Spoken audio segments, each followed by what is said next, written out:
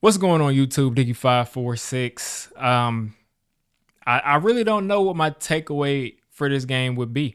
Now, this man Jameis right here, he had a Jameis type of game. I won't lie to you. It wasn't a normal type of Jameis game, but he had two interceptions that were dropped.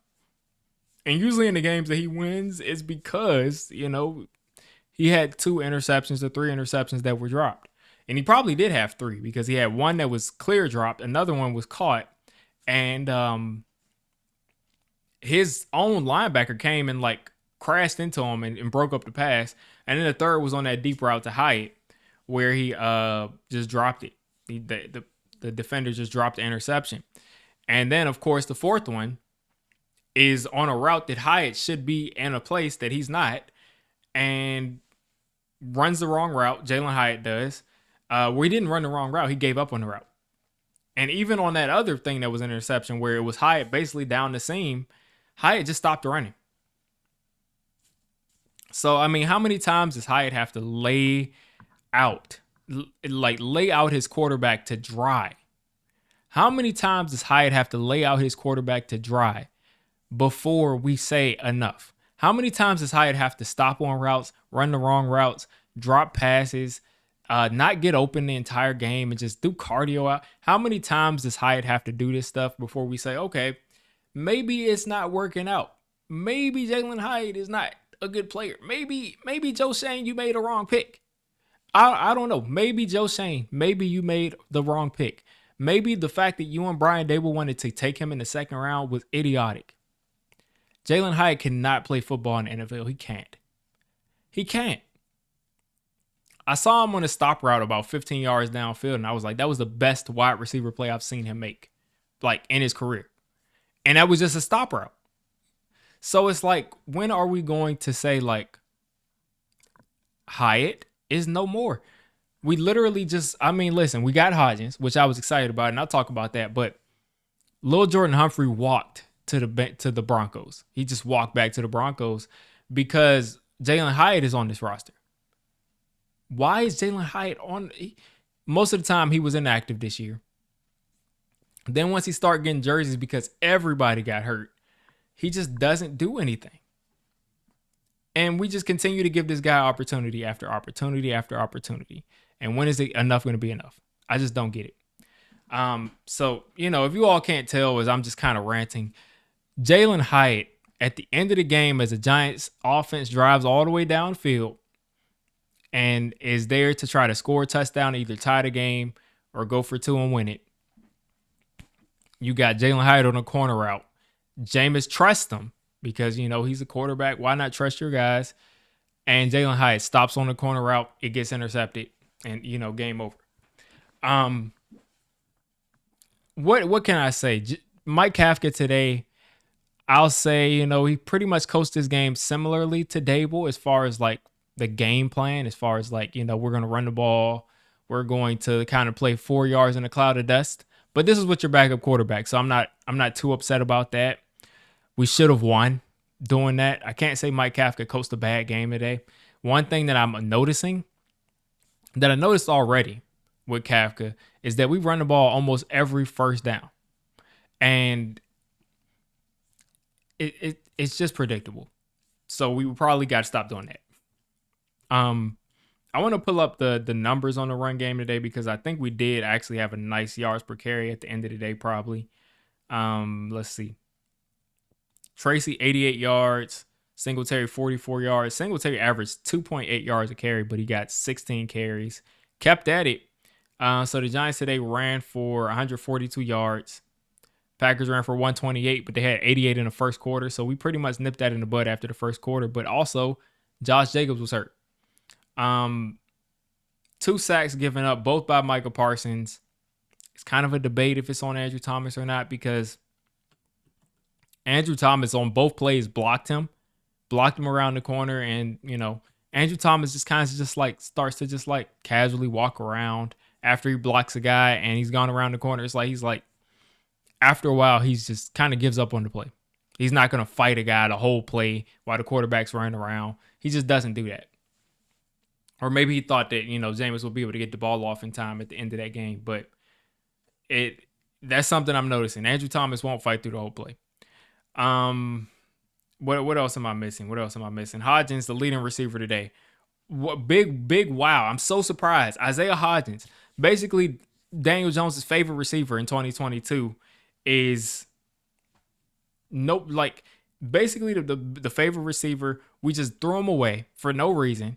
Stopped throwing him the ball, iced him out of the offense, and he's on a practice squad this whole year. And meanwhile, people like Hyatt have jobs. People like Hyatt are out there just running around, doing whatever.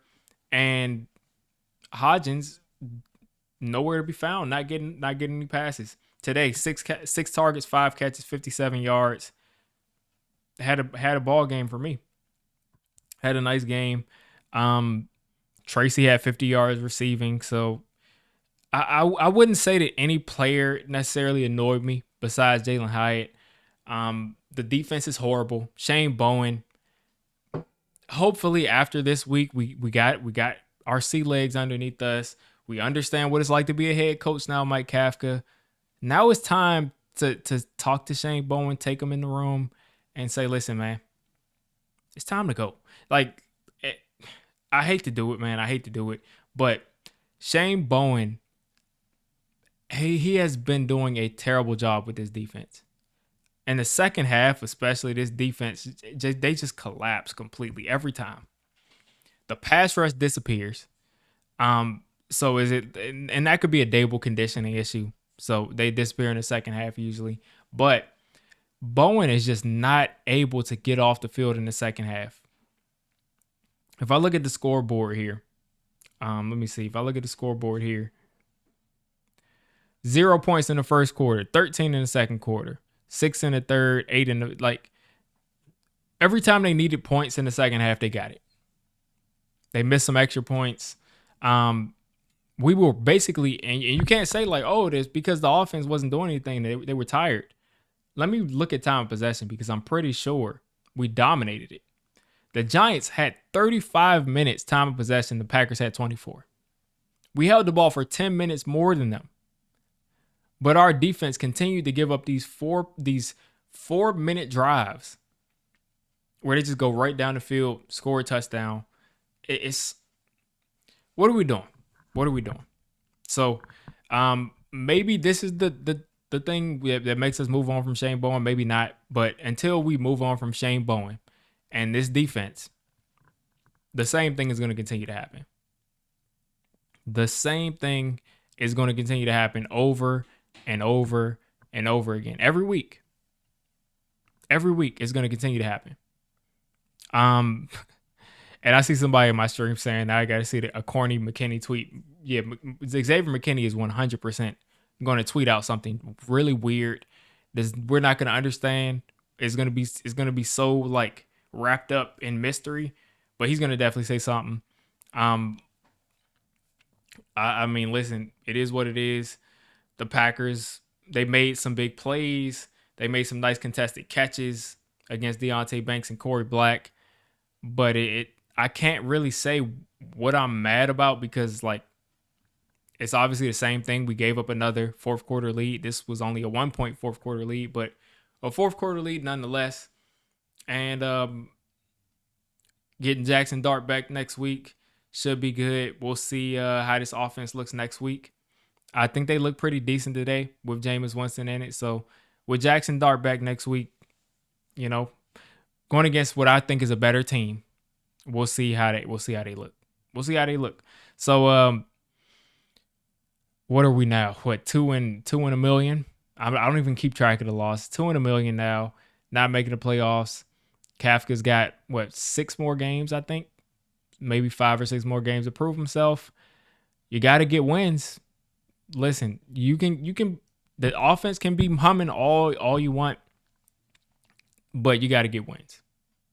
And unless he gets wins, he's not keeping his job as head coach. So he's got to get wins. That's really all I got. Nothing crazy from this game. Dex stood out. Burns got his 12th sack. But other than that, man, like, what are we doing with Shane Bowen here? Like, what are we doing with Shane Bowen? Dex started lining up over the center today. Well, he's been doing it all year, like in spots. But today, when he lined up over the center specifically, he completely dog walked him back into the quarterback's lap. And we just continued to say, oh, let's put him at 3-tech. Let's put him at 3-tech. Let's put him at 2. Let's put him at 3. Let's put him at 1. Let's put him everywhere but nose tackle, where he was just literally walking the guy back into the quarterback. The best game I've seen from Dex in a while today. And we didn't want to maximize that. So like, can we do something there? But yeah, that's all I got. That's all I got. Not really sad about this. Didn't expect to win this game, but is what it is, people. Another week, another game that we could have won. Coulda, shoulda, woulda. New York Giants football.